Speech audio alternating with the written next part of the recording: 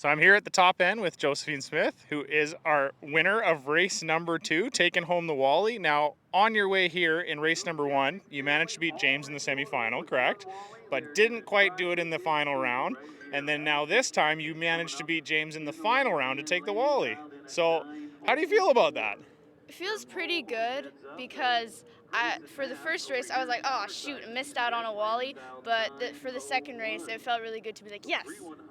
So, was there any kind of rounds along the way that you thought maybe you weren't going to win and you managed to pull it off?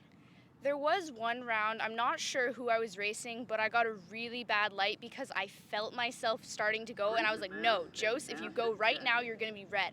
Then I ended up getting a 300 light, so not much better, but I somehow pulled it off.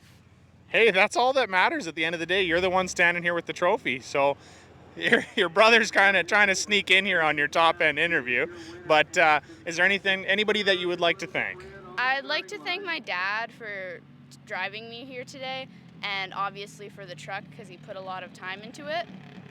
And my mom probably because she also is a big part of making this happen. And my brother because, I don't know, he's just my brother, I guess. There you go. Well, congratulations and great job today.